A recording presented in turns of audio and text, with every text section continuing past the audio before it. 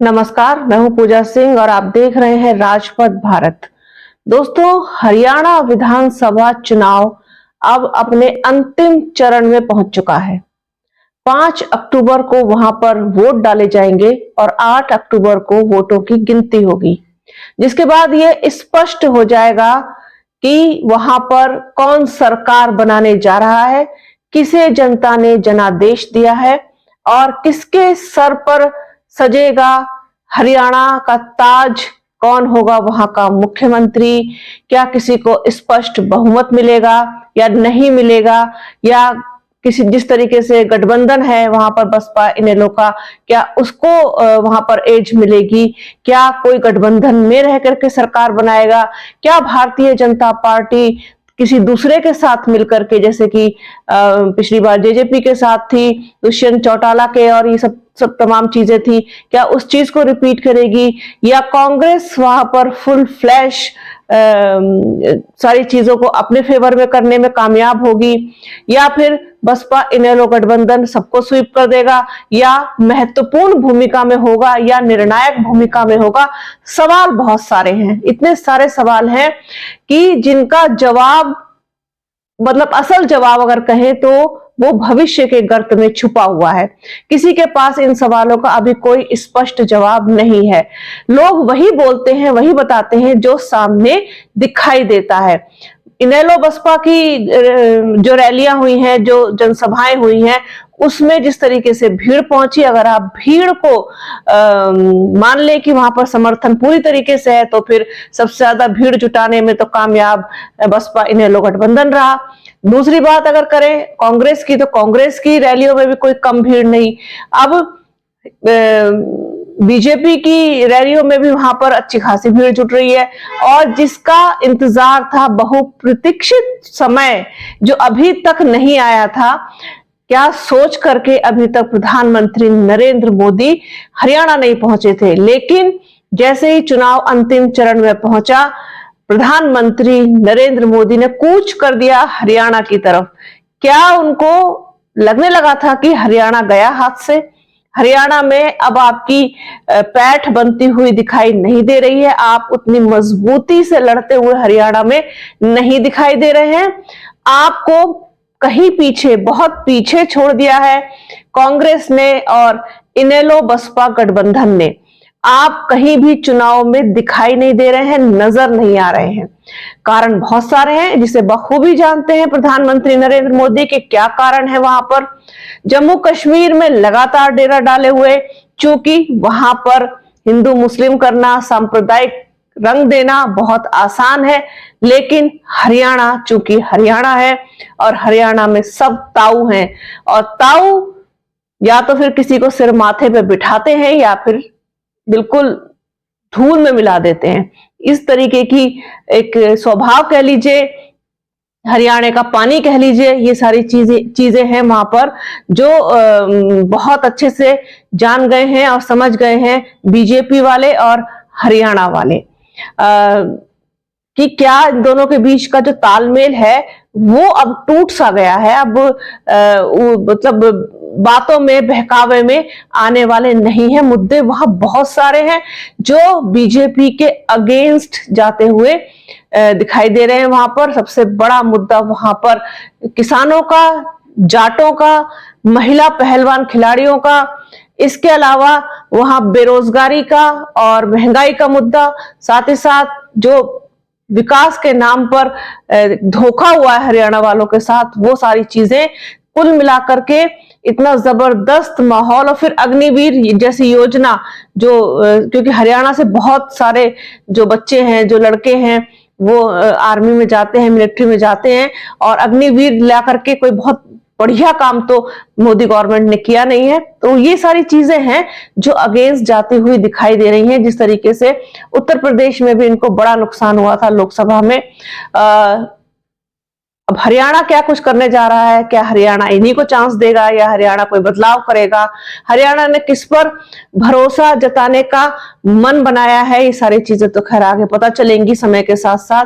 लेकिन प्रधानमंत्री हरियाणा पहुंच गए, हिसार में उन्होंने जनसभा को संबोधित किया जनसभा आयोजित करके और जमकर निशाना साधा कांग्रेस पर। कांग्रेस को तो मतलब उन्होंने मतलब ना और देखा ना छोड़ देखा, सुनाने में कोई कसर नहीं छोड़ी, क्या कुछ नहीं कह डाला। कांग्रेस के लिए बोला कि जो हाल इनका राजस्थान में हुआ, जो हाल इनका मध्य प्रदेश में हुआ, वही हाल हरियाणा में होने जा रहा है, इनका गुब्बारा जोर से फूटेगा। कांग्रेस सांप्रदायिक पार्टी है, कांग्रेस दलालों की पार्टी है, कांग्रेस ने आज तक कुछ नहीं किया, कांग्रेस ने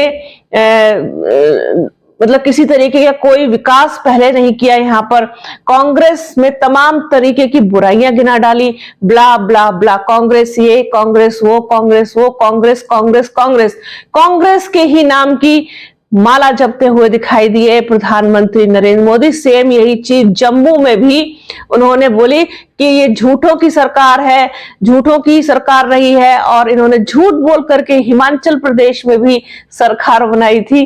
तो मतलब इस तरीके की बातें करने में तो माहिर हैं प्रधानमंत्री नरेंद्र मोदी, इसमें उनका कोई जवाब नहीं है, कोई तोड़ नहीं है, कोई जोड़ नहीं है। जिस तरीके से वो अपनी जनसभाओं को संबोधित करते, आपने देखा होगा लोकसभा में रोना धोना और दुनिया भर की चीजें, मुजरा और दलाल, पता नहीं क्या क्या सब कुछ ले आए थे। जो कुछ भी उनसे बन पड़ता है वो सब कुछ करते हैं वो। खास तौर पर हिंदू मुस्लिम का तड़का देना तो वो बिल्कुल नहीं भूलते, जिसकी वजह से आज तक भारतीय जनता पार्टी की राजनीति चल रही है। उनकी रोटियां बराबर सिक रही हैं बढ़िया गर्म चूल्हे पर। जिस तरीके से उन्होंने पूरे देश में सांप्रदायिकता के माहौल को जो हवा दी है, उसकी जो लपटें हैं वो मतलब दिन प्रतिदिन तेज होती जा रही है, कहीं से कहीं तक भी बंद होने का या कम होने का नाम नहीं ले रही। इनके तर्कश में जितने तीर हैं वो सब सांप्रदायिकता के जहर में डूबे हुए हैं, और वही तीर ये निकाल निकाल करके हर एक व्यक्ति पर निशाना साधते हुए चलाते हैं। और वो निशाने पर जब जाके लगता है तो सांप्रदायिकता का जो जहर है वो आम जनमानस में उतनी तेजी के साथ घुलता है, चढ़ता है कि फिर उसको कुछ नहीं दिखाई देता। जब वो वोट डालने जाता है तो फिर उसको ईवीएम मशीन में सिर्फ और सिर्फ कमल का फूल बटन दिखाई देता है। तो ये खासियत है भारतीय जनता पार्टी की कि उनके पास जो कुछ भी है वो इसी पर ही आधारित है। ठीक है, कांग्रेस ने कुछ नहीं किया, हम कहते हैं आज तक जिसकी भी सरकार रही किसी ने कुछ नहीं किया। आप जवाब दीजिए कि आपने क्या किया, क्या आपने जो किया उससे लोग संतुष्ट हैं, क्या आप लोगों को संतुष्ट कर पाए हैं? ये सवाल अगर इनसे किया, क्योंकि सवाल तो ये सुनना ही नहीं चाहते और सवाल इनको पूछना पसंद भी नहीं है। जिसने सवाल पूछा उसका मुंह बंद करा दिया गया, चाहे फिर वो मीडिया के जरिए हो या फिर सोशल एक्टिविस्ट के जरिए हो, कहीं से भी हो। ये तो इनकी कहानी को सभी लोग जानते हैं। लेकिन हरियाणा क्या चाहता है, हरियाणा क्या करने के मूड में है? क्या वो भारतीय जनता पार्टी को गले लगाएगा, प्रधानमंत्री नरेंद्र मोदी को गले लगाएगा, या फिर इनका बुरा हश्र करेगा हरियाणा, या हरियाणा कोई तीसरा विकल्प खोज रहा है इनेलो बसपा के रूप में? क्या इस इतना बड़ा बदलाव होने जा रहा है हरियाणा में जो कभी किसी ने सोचा ही ना हो? क्या कुछ होगा ये भी आपके साथ शेयर करेंगे। और जो कुछ भी अब तक हरियाणा में हुआ है, आपको हमारे सहयोगी पवन कुमार ने, हमारी पूरी टीम ने, राजपथ भारत की टीम ने आप तक पल पल की जानकारी पहुंचाई है। इतने सारे वीडियोस आपके साथ शेयर किए हैं, लाइव भी आपके साथ शेयर किए हैं, और जो कुछ भी वहां पर हुआ, चाहे वो चौपाल हो, जनसभा हो, रैलियां हो या फिर पब्लिक ओपिनियन हो, सब कुछ आप तक पहुंचाने का पूरा प्रयास किया गया है। आगे भी वहां जो कुछ भी होगा वो भी आप लोगों तक पहुंचाएंगे, शेयर करेंगे। तो ये थी कि अब तक जिस चीज का इंतजार हो रहा था, प्रधानमंत्री नरेंद्र मोदी अभी तक हरियाणा नहीं गए थे और हिसार में उन्होंने पहली जनसभा आयोजित करके लोगों को संबोधित किया, और वही चिर परिचित अंदाज प्रधानमंत्री नरेंद्र मोदी का, नाम निशाना सब कुछ सिर्फ और सिर्फ कांग्रेस। उनकी धुरी जो है वो, उनकी जो राजनीति की धुरी है वो सिर्फ कांग्रेस के इर्द गिर्द घूमती है और राहुल गांधी के इर्द गिर्द घूमती है। बस इसके अलावा उनके पास ना कोई मुद्दे हैं, ना कोई वो विजन बताते हैं अपना, ना कोई प्लानिंग बताते हैं, ना कोई योजना बताते हैं, ना कोई रणनीति बताते हैं कि जो देश में इस वक्त इतनी भयंकर समस्याएं हैं। ऐसा नहीं है कि प्रधानमंत्री नरेंद्र मोदी के सामने ही चुनौतियां हैं या उनके सामने ही समस्याएं तो यहाँ पहले से रही है, हर सरकार में रही है, हर सरकार के सामने समस्या रही है, चुनौती रही है, लेकिन जितनी भीषण तरीके से उसको और बढ़ा दिया गया है, चाहे वो महंगाई हो, बेरोजगारी हो और जिस तरीके से आर्थिक सारी चीजें हो, वो सब आउट ऑफ कंट्रोल है, इनके हाथ में, इनके बस में कुछ नहीं। इसके अलावा जो सांप्रदायिकता का रंग चढ़ा दिया गया है लोगों के ऊपर, ये इससे पहले शायद ही कभी किसी ने देखा हो, महसूस किया हो।